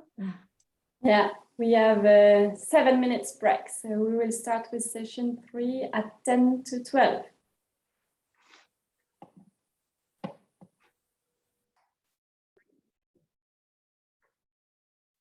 Okay, let's start with the session number 3. This session is dedicated to the release of natural needs. And for the first talk, I will welcome to the floor 2 colleagues from INRAE, Nicolas and Myriam, talking about native and exotic natural needs release.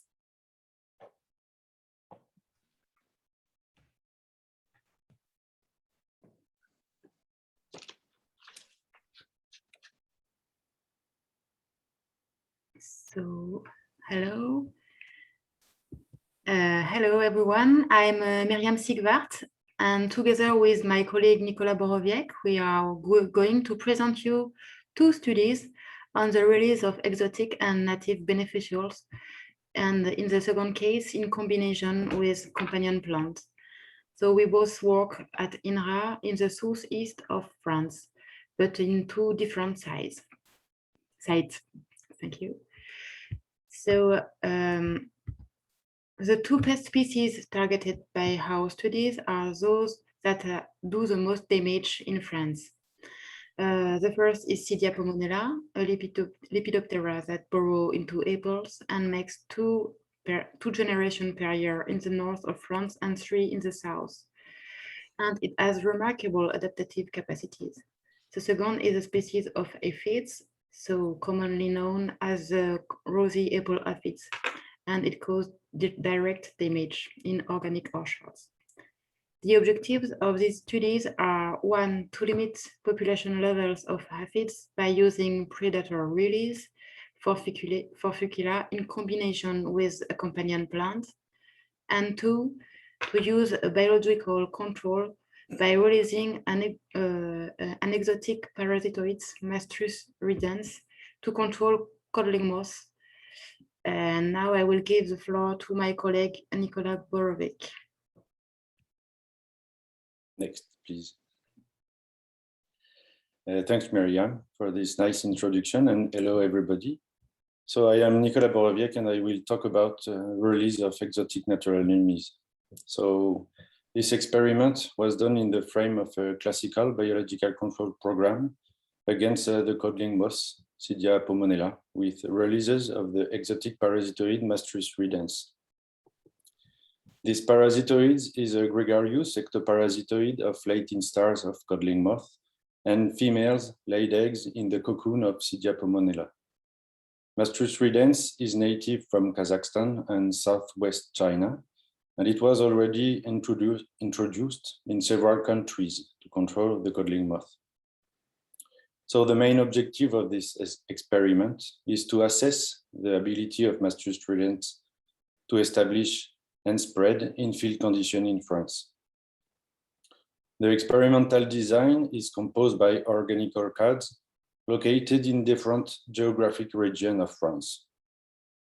On each site, we release 300 Mastrus ridens that are produced in quarantine facilities. Pre- and post-release surveys were done using corrugated cardboards put around the trunks of the trees, as well as by exposition of sentinel larvae. We also plan to use pheromonal traps using the sexual pheromone of virgin female of Mastrus ridens. Next, please. So some preliminary results. For the release, we were able to produce and release 15 Mastrus ridens in the field. We did releases in 35 release sites during 3 consecutive years. The release sites are located in different pedoclimatic conditions, so in northwest and southeast France. And the parasitoids was mainly released on apple orchards, but also on cedar and walnut orchards, in order to have different agronomic practices represented. Next, please.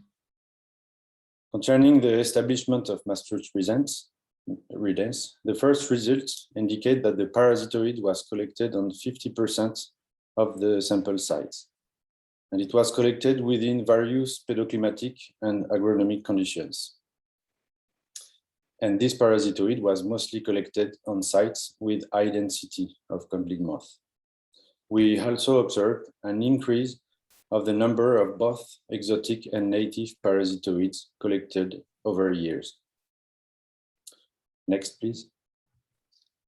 So in conclusion, and even if these results need to be confirmed by further field surveys, we see that pedoclimatic conditions may not be a barrier to Mastrus ridens establishment, at least in France and maybe in Europe, and that low densities of codling moth seem to decrease the probability of recapture of the parasitoids, possibly by increasing the natural spread of these parasitoids. The next steps will be to do new releases, and this year, in 2021, at least 22 new releases will be done. And this year, we will also release 2 strains of Mastrus ridens with different genetic background to assess the effect of genetic diversity on the establishment ability of Mastrus ridens. And next year, we will increase the sampling effort by doing post-release surveys on all the experimental design, that is almost 60 sites. Thanks. Back to Miriam. Thank you.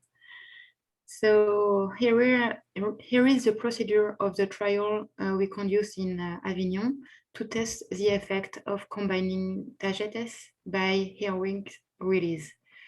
So we released 2 species of earwigs, Forficula auricularia and Forficula pubescens, because they are the 2 main species present naturally in apple plots. These insects were placed in refuge 1 week before the release so that the refuge could be impregnated with their aggregation pheromone. You can see the refuge on the image at the bottom of the slide. We place potted tagetes directly in the tree so that the volatile organic compound emitted by this plant could be closer to the aphids colony. We had 5 modalities with earwigs and tagetes, just with tagetes, just with earwig, and with just a regular who is non-emitting plants, and with nothing. So every week after the release, we count the number of aphids in 2 colony per trees with 24 trees per modalities. And we also count the total number of colonies per trees, the number of earwigs in shelter, in plot and in plant, and all the natural enemies found around the tree, in the plant, in the plot, in the trap, and in aphids colonies. So next, please.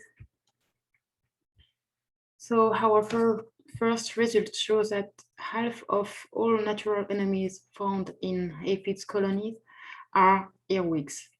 So here in blue in the P chart.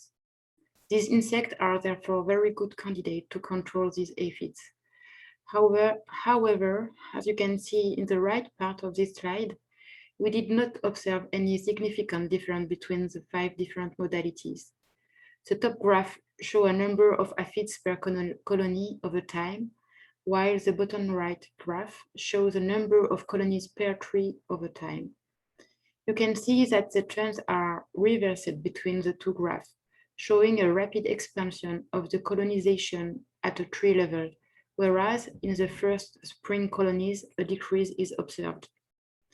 This illustrates the mobility of the aphids in the tree. So next slide, please. These 3 small graphs that look similar here represent the change in class in number of aphids in a colony depending on the presence of earwigs in the top left, other natural enemies in the bottom left, and tagetes in the top right. As you can see, the presence of earwigs in the colony induced a significant decrease in the number of aphids at 4 dates out of 5, while tagetes has no effect, and other natural enemies have effect only at the last 2 dates of the experiment. This result shows again that Forficula are the best natural enemies. At least result I would like to present here is a multivariate analysis projecting all the factors in the same plane. We can see on this analysis on the bottom right that the earwigs are opposed to the other natural enemies, showing an antagonism between them, and especially a very strong correlation between the presence of ants and the maintenance of colony. Next slide, please. So in conclusion, among natural enemies, earwigs are good candidates for reducing aphids at the colony level. Perhaps testing the use of impregnated shelter to attract earwigs could be useful. Tagetes has no effect on aphids colony or natural enemies. Maybe it would be useful on Myzus persicea and other aphids in peach orchards instead of apple one. And the presence of ants seems to be the lever on which to play to reduce the number of aphids. The combination of ants confusion has turned show you the beginning of this morning, and the presence of impregnated shelter for earwigs seems to be, for me, the most promising modalities to test. Thank you.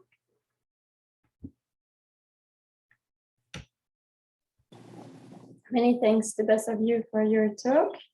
So next up is still about 11 MS6 and we keep on talking about earwigs. So I would like to welcome for the next talks, Georgina Lins from IRTA. Okay, hello, good morning. I'm Georgina Lins from IRTA, and today I'm going to share with you the results of a trial that deals with the effect of earwig release on the control of the bully apple aphid. Next, please. Yes, as you may know, the bully apple aphid is a pest that can colonize different parts of the tree, the roots, the base of the trunk, and any wounded parts of the tree, the trunk, also on the branches. But also it can colonize, yes, this one, thank you. But also it can colonize the undamaged shoots of the ear. And when this happens, the bully apple aphid destroys the buds, the vegetative buds, and also the flower buds. So a serious infestation of the bully apple aphid will cause in the next year a reduction on the vegetative growth and also on the potential yield. Next, please. There are two main natural enemies, the parasitoid Aphelinus mali and also the predator Forficula auricularia. Next. Forficula auricularia, we know the population dynamics in our area. We know that Forficula auricularia is present in the orchards, in the canopy during spring and summer, and the same with the bully apple aphid. But the bully apple aphid, even though it's present on the canopy during all the season, the maximum of aerial infestation of this aphid is during from the end of May, have a maximum in June and July, and then goes down in August. The thing is that we also know the importance of earwigs on the control of the bully apple aphid, but in some orchards, the presence of the resident earwigs are not able to prevent outbreaks of the bully apple aphid. So the hypothesis is that the populations of earwigs are not high enough to control these outbreaks. Next. For a reason, the trial that we perform has the objective to know the effect of earwig release on the abundance of the bully apple aphid. Next. This trial was carried out in Catalonia, in northeast of Spain, in 2 organic apple orchards. Next, the treatments that we test were 2, an earwig release and the control treatment without any kind of earwig release. The earwigs were released by means of a shelter that we put on the tree canopy, 1 shelter per tree, and in each shelter we add 30 earwigs. During all the season, we assessed the length of the bully apple aphid colonies. We also counted the number of colonies per tree, the number of earwigs per shelter, and the percentage of parasitism. The experimental design was completely randomized with 10 repetitions, and this trial was performed in 2 organic apple orchards and in 2 consecutive years. Let's see the results. So in the orchard A, in the first year of release, we found no significant difference in the length of the colony between control and the release treatment. In contrast, in the next year, in which we repeat again the release of earwigs, we found that the colony length of the control was higher than the release treatment. That means that in the second year, we get a reduction on the size colony. Next, please. In the other orchards, we find the same results. The first year of release, we find nothing. And in the second year of release, we find again a huge reduction on the length of the colony of the bully apple aphid. Next, please. Unfortunately, this reduction on the length of the colony did not translate it in a reduction on the number of colonies per tree, because the number of colonies per tree was quite similar between treatments in orchard A and also, next please, in orchard B. So the difference or the effects on the number of colonies per tree between orchards and years were not consistent, were not clear. Next, please. Regarding parasitism, we found again no consistent effects. So, for instance, in the first year and in the first orchards, in only one day we found that the percentage of parasitism was higher in the release control, but in the next year we found no statistical difference. Next, please. And in the orchard bee, something similar. In the first year, we found that in only one date, more parasitism in the control treatment, and in the second year, we found more parasitism in the release control. But as you can see, there is not a constancy in these results between orchards and years. Next, please. Regarding the number of earwigs per shelter, we expected to find more earwigs in the second year, because in the second year of release, we found a reduction on the length of the colony bully apple aphid. But that didn't happen. Probably because in the orchard, in the canopy, there are enough natural shelters for earwigs. Next, please.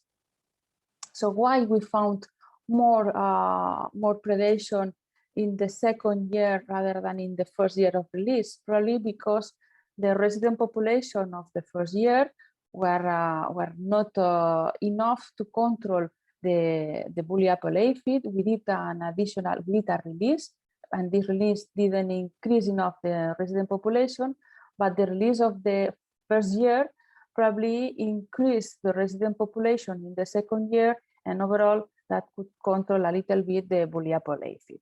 Next, please. So as a conclusion, we found that earwig release can reduce the size of the bully apple aphid colonies, but not the number of colonies per tree.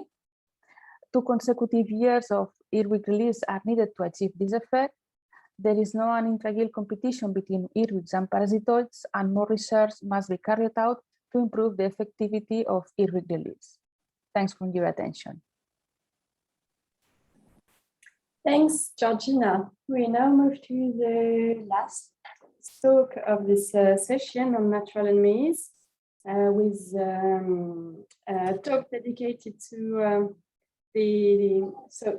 combining both 2 different aspects, let's say, parasitoid release and the influence of agroecological infrastructure, which is flower strips. And for this last talk, I will welcome to the floor Louise Ferret and Thierry Hans from the CL Louvain. There is also a CEP in the audience, Marc Latter. Thanks, Aude. So as Aude says, this experiment aimed to combine 2 levers. Maybe next slide, please. Thanks. So a top-down practice, here implementation of flower strips, and a direct measure with soft practice, in this case, the release of parasitoids. And the aim is to analyze the effect of flower strips and the effect of distance to parasitoid release points on the growth of rosy apple aphid population. It was done on an organic orchard during 2 years, and the flower strips were sowed between 3 rows, so between apple 3 rows, 3 years before the first repetition. Next, please. 3 releases of 2 species of parasitoids were done at a 10-day interval at the time of aphid emergence, so more or less at early spring. It was done on 9 trees in each of the 3 plots with flower strips and 3 plots without flowers. The central row where the releases of parasitoids were done are considered as distance 1. So all the 3 from this row were labeled as distance 1. The 2 rows directly adjacent to the central row as distance 2, and the 2 rows apart from the central row as distance 3. Then every 10 days, the number of aphid colonies per tree was counted for 15 trees. so 5 trees per distance. But the number of aphids per colony was also monitored for 6 colonies per plot. Next, please. Concerning the results of the effects of the forest strips on aphid regulation by parasitoids, we saw a high variability of the result, especially in 2019. As we can see on the graph, each point was the number of aphids for one tree, and you can go from 0 aphids to almost 35,000 for just one tree. And we also saw higher variability from this year and between the 2 years, with more aphids on 2019 than on 2018. And so concerning forest strips, they have shown no influence on data from the entire monitoring season for both years. But it was the case for the date of the infestation peak of aphids. In 2019, trees without forest strips had in average 59 more aphids than trees with forest strips at the peak date. So in 2019, it was on the 15th of May, but it was only marginally significant. And for 2019, trees show significantly 56% more aphid in plot without flowers than with forest strips. And for this year, the dates, the peak dates, come a little bit later, just at the end of May. Next, please. Concerning the effect of the distance from the parasitoid release spots on aphid, it showed an effect only for 2018, and it was the case for all the data from the entire monitoring season and for the peak date of infestation.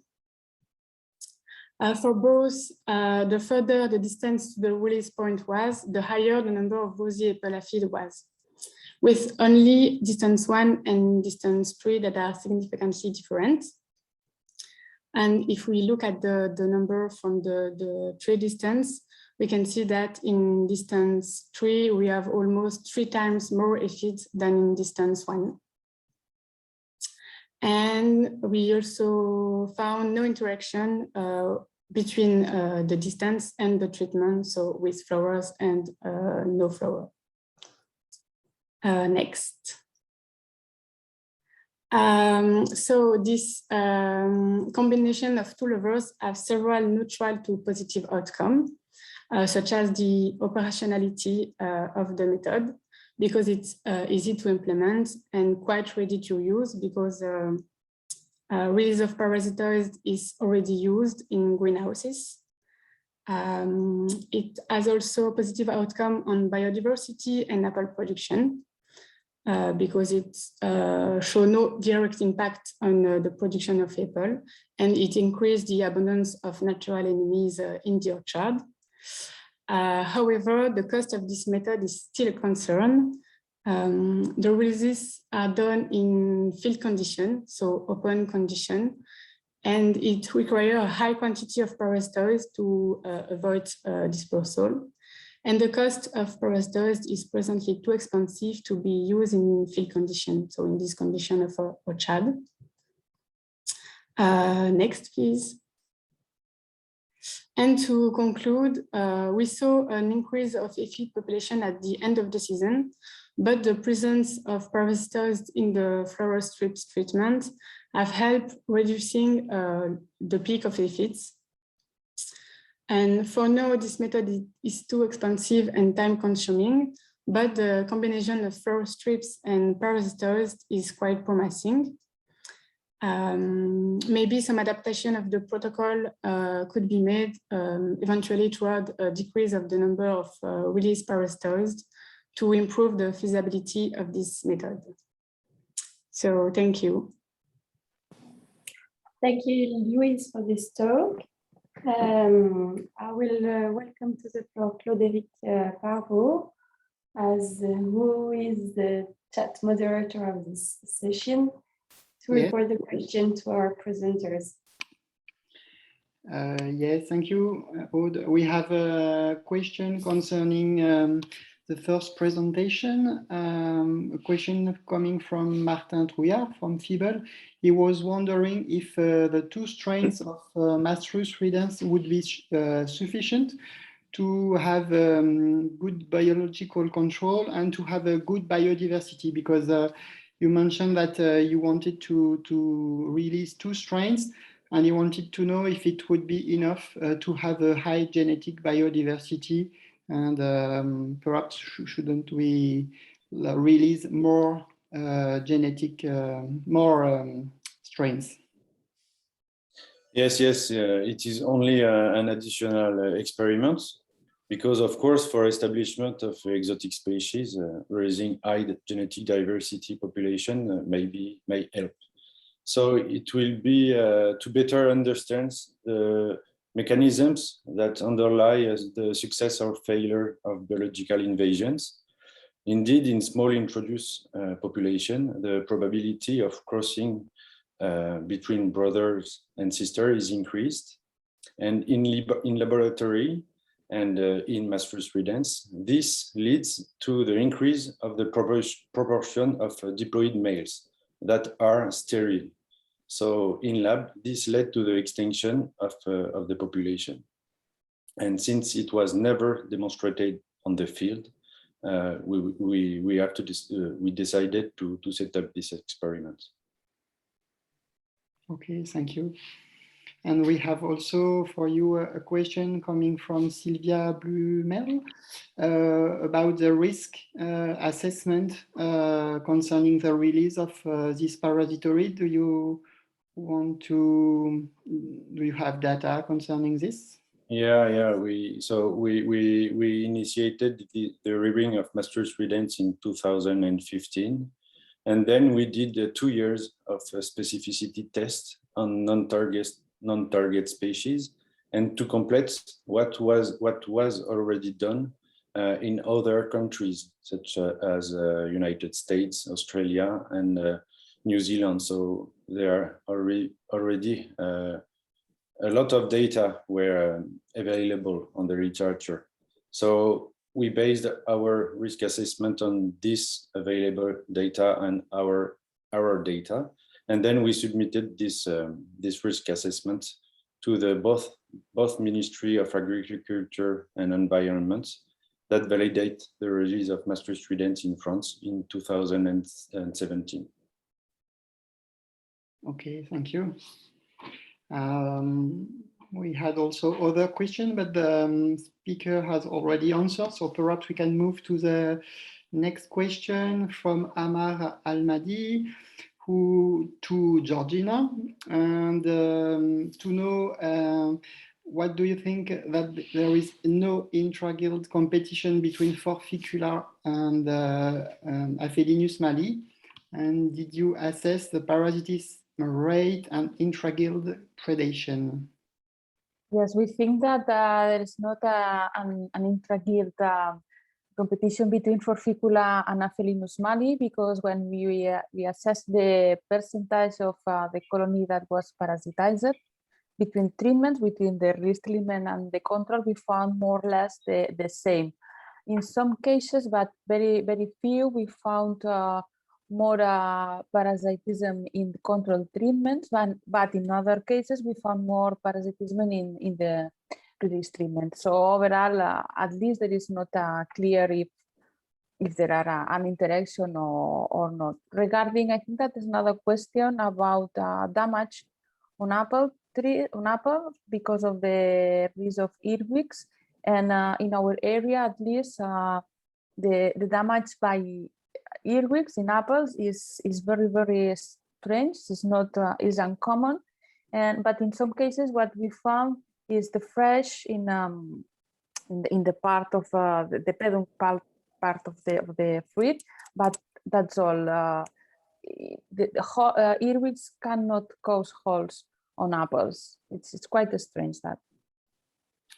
but it can cause some problem on peach and apricot. That's another thing. Yes, it's another crop. Yeah. You have to take care if you have different fruit crops in the same area, because Yes, one way it's a beneficial insect, and on the other side it could be a pest. Yes. This is because I didn't mention that, but this is why the earwigs that we released in the apple orchard, they were collected from peach orchard. So we removed this pest from peach orchards, and we put the natural enemy to apple orchard. Okay, thank you. And a question from Sylvain to Louise. Was the flower strip tailored for to provide the release parasitoid with optimal food? In fact, not really, because the flower was sowed before the project. So maybe Mark can answer better that than me, but I think it was sowed basically for overfly. So maybe it could be also an adaptation of the protocol to have more flowers that came at the beginning of the season to be blooming when parasitoids bring on the orchard. So to Sylvain, not really, but it could be effectively a good adaptation. Having a flower mix optimized for parasitoids. Okay, thank you, Louise. We have no more question or remark, as far as I know. So I think everybody is happy with the third session, and perhaps we can move to the next one. Aude? Yes. Thank you, Frédéric. So if the questions are over, please just put them on the chat right now, or put your, so I'm just, yeah. So we have, when we organized this meeting, we thought it could be nice to discuss about lever combination. So that's why we now propose to conclude this meeting with a session which is dedicated to a general discussion, a kind of debate, if you want, that would be animated by Line Sixgard and Sylvain Simon, with Claude-Éric Parvot still as chat moderator. So the idea is, to go further. The aim of the Apple Tree project was to work on a global strategy to go towards insecticide-free orchards. So we presented most of the outcomes and the summary of the experiments conducted in the frame of the project regarding different type of lever for actions that we use. We also presented in the introduction the framework that we have built to discuss and to work on these different type of levers and to conduct those experimentations. So I think now the best for me will be to let the floor to Line and Sylvain to introduce the question we have regarding lever combination, the way to combine and to work on this lever combination. So please, Line and Sylvain, feel free to lead this debate. Yes. Okay, I think I will stop the microphone before I forget it, so that we can have a free discussion without that.